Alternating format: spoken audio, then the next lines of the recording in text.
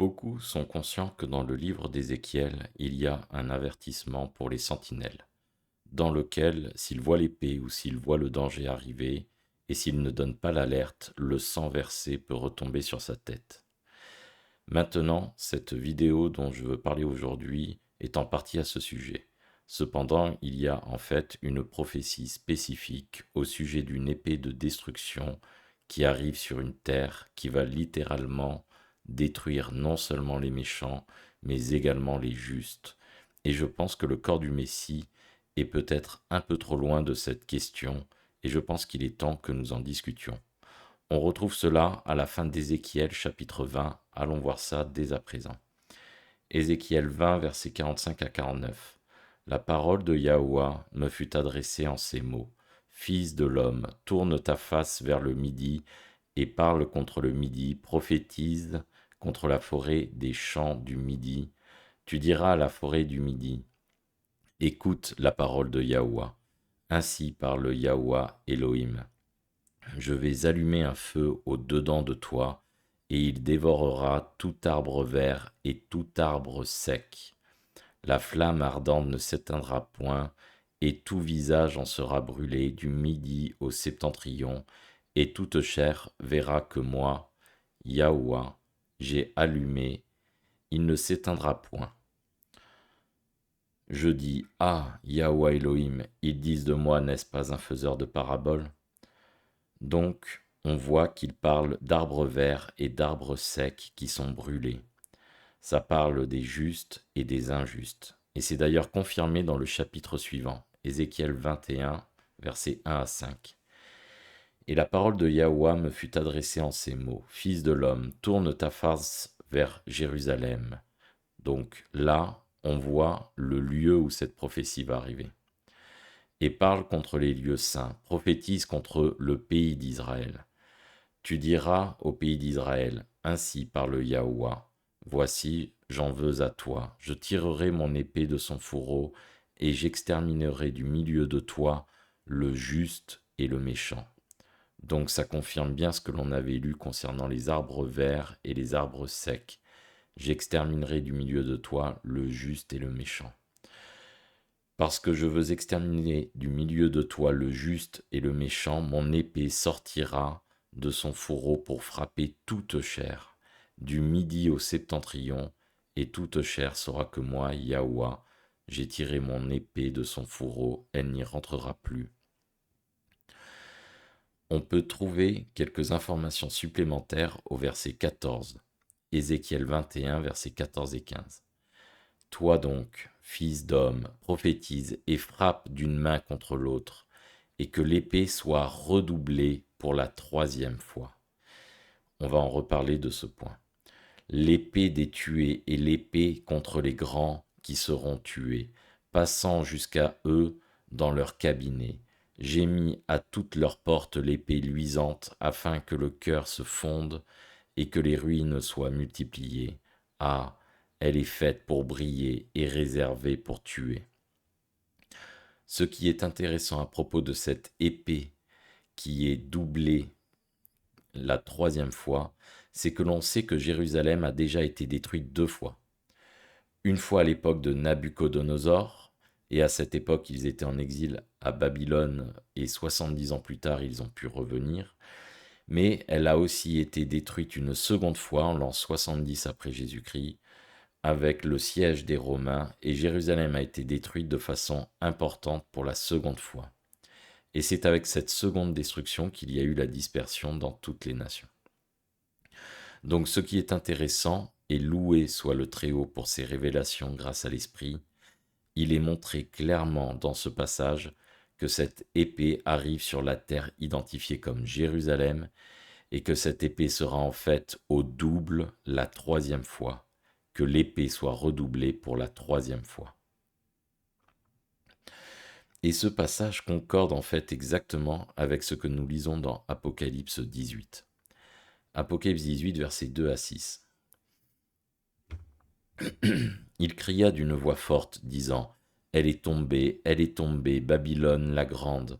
Elle est devenue une habitation de démons, un repère de tout esprit impur, un repère de tout oiseau impur et odieux, parce que toutes les nations ont bu du vin de la fureur de son impudicité.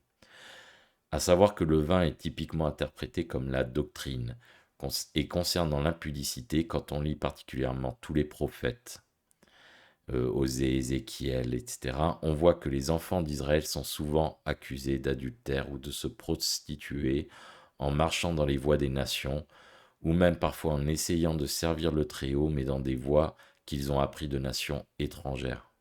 C'est l'interprétation que l'on obtient directement de la bouche des prophètes sur cette impudicité, adultère ou fornication. Donc toutes les nations ont bu une forme de doctrine de s'écarter du Très-Haut. Et soyons honnêtes, peu importe de quelle religion du monde il s'agit, ou même le satanisme, la plupart des personnes se sont écartées du Très-Haut et de ses voies. On va approfondir ça juste après. Et que les rois de la terre se sont livrés avec elle à l'impudicité, et que les marchands de la terre se sont enrichis par la puissance de son luxe. Et j'entendis du ciel une autre voix qui disait, Sortez du milieu d'elle, mon peuple, afin que vous ne participiez point à ses péchés, et que vous n'ayez point part à ses fléaux. Car ses péchés se sont accumulés jusqu'au ciel, et Élohim s'est souvenu de ses iniquités. Et écoutez bien, payez-la comme elle a payé, et rendez-lui au double, selon ses œuvres, dans la coupe où elle a versé, versez-lui au double. Ma question, lorsqu'on parle de mystère Babylone, et le mot mystère signifie qu'il y a une investigation qui est nécessaire. Une question, pour investiguer correctement l'identité de mystère Babylone, est-ce que vous pensez que le Très-Haut attend de nous de chercher dans le monde, les religions du monde, ou dans des encyclopédies, ou bien est-ce que vous pensez qu'il veut que nous cherchions des réponses dans sa parole, et là où il a prophétisé que cette double portion serait distribuée? Allons voir Ésaïe 40, au verset 2. Ésaïe 40. Consolez, consolez mon peuple, dit votre Élohim. Parlez au cœur de Jérusalem, encore un témoin, et criez-lui que sa servitude est finie, que son iniquité est expiée, qu'elle a reçu de la main de Yahweh au double de tous ses péchés. Ce passage ressemble étrangement à ce que l'on vient juste de lire dans Apocalypse. Nous verrons aussi quelques autres confirmations juste après. J'espère que les personnes qui voient cette vidéo croient au Fils du Très-Haut, dont le nom, à ma connaissance, est Yahusha, et peut-être certains le connaissent sous le nom de Jésus. Maintenant, si vous croyez en lui, et qu'il est également un prophète, il a prophétisé les choses à venir, et il a lui-même annoncé ces événements. Allons voir Luc 21 au verset 20. Lorsque vous verrez Jérusalem investie par des armées, sachez alors que sa désolation est proche, alors que ceux qui seront en Judée fuient dans les montagnes, et que ceux qui seront au milieu de Jérusalem en sortent, et que ceux qui seront dans les champs n'entrent pas dans la ville, car ce seront des jours de vengeance pour l'accomplissement de tout ce qui est écrit. Maintenant, avant la fin de cette vidéo, je voudrais vous prouver via les Écritures que tout ce qui est écrit n'a pas encore été accompli. Si on lit juste quelques versets plus loin, on voit que toutes ces choses sont des précurseurs pour la venue du Fils de l'homme, son retour. Luc 21, un peu plus loin, verset 27. Alors on verra le Fils de l'homme venant sur une nuée avec puissance et une grande gloire. Donc ce sont des choses qui sont encore à venir. Et donc c'est intéressant de voir le parallèle avec Matthieu 24, versets 15 à 16. C'est pourquoi, lorsque vous verrez l'abomination de la désolation dont a parlé le prophète Daniel établi en lieu saint, que celui qui lit fasse attention, alors que ceux qui seront en Judée fuient dans les montagnes. Et cette abomination pointe Jérusalem à de nombreuses reprises tout au long de l'Ancien Testament. La réponse se trouve dans la prophétie du livre de Daniel au chapitre 9 qui concerne les 70 semaines. Cette prophétie nous précise la succession des événements. Daniel 9, versets 24 et 27. 70 semaines ont été assignées à ton peuple et à la cité sainte. Donc, on voit que cela concerne Jérusalem. Pour que le péché soit à sa fin, que les péchés soient abolis, que les iniquités soient effacées et expiées, que l'éternelle justice soit ramenée, que le sceau soit mis à la vision et aux prophètes, et que le Saint des Saints soit marqué de l'onction. Et là, on voit maintenant ce qui va arriver à Jérusalem. Et durant une semaine, il confirmera l'alliance avec plusieurs. Et au milieu de la semaine, la victime et les libations me seront ôtées, et l'abomination de la désolation sera sur le temple.